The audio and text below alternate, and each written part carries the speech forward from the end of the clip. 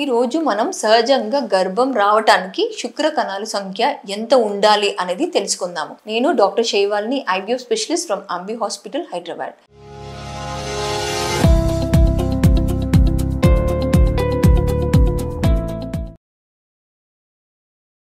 అసలు పిండం తయారవడానికి ఒక శుక్ర కణం, ఒక అండం సరిపోతుంది కదా. ఎందుకు మనకి లక్షల్లో శుక్ర కణాలు కావాలి? 1 ml వీర్యంలో 1.5 మిలియన్ కంటే ఎక్కువ శుక్ర కణాలు ఉంటే దానిని నార్మల్ అని అంటాం.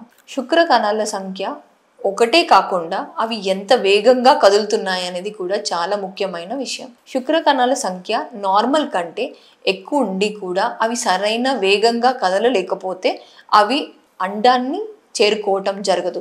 దానివల్ల సహజంగా గర్భధారణ అవ్వదు. సీమెన్ టెస్ట్ చేయించుకున్నప్పుడు ఆ రిపోర్ట్లో ప్రోగ్రెసివ్ మొటిలిటీ అని మెన్షన్ చేస్తారు. అది 40% ఉండాలి.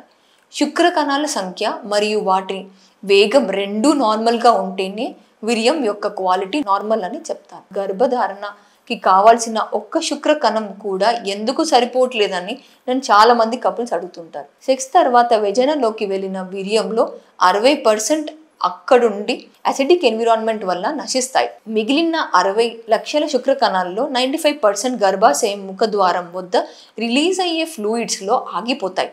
ఇప్పుడు మిగిలిన ఆ 3 lakhsలో కూడా 90% గర్భాశయంలోనే నశిస్తాయి. మిగిలినవి 30% శుక్ర కణాలు ఆ 2 ఫెలోపియన్ ట్యూబ్స్లో రఫ్గా 15% చొప్పున ఒక్కొక్క ట్యూబ్ నుండి వెళ్ళినా కూడా వాటిలో ఒకటైనా త్వరగా అండాన్ని చేరుకోగలుగుతుందని, గర్భధారణ అవుతుందని, ఎగ్జాక్ట్గా ఇదే నెంబర్స్లో శుక్ర కణాలు మూవ్ అవుతాయని చెప్పటం నా ఉద్దేశం కాదు.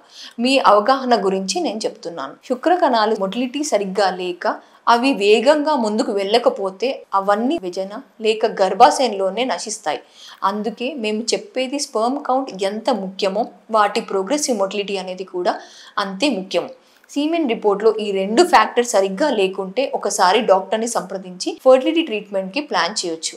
మా అంబి హాస్పిటల్ అండ్ ఫర్టిలిటీ సెంటర్లో స్పర్మ్ ఫ్యాక్టర్ సరిగ్గా లేని కపుల్స్లో కూడా సరైన ఫర్టిలిటీ ట్రీట్మెంట్ ద్వారా ప్రెగ్నెంట్ అయి డెలివరీ కూడా మా హాస్పిటల్ అయి 12 బిడ్డతో హ్యాపీగా ఇంటికి వెళ్ళిన కపుల్స్ చాలా మంది ఉన్నారు. మీలో ఎవరైనా ప్రెగ్నెన్సీ రావడానికి ఇబ్బంది పడుతుంటే మా అంబి ఫర్టిలిటీ సెంటర్ని విజిట్ చేయండి.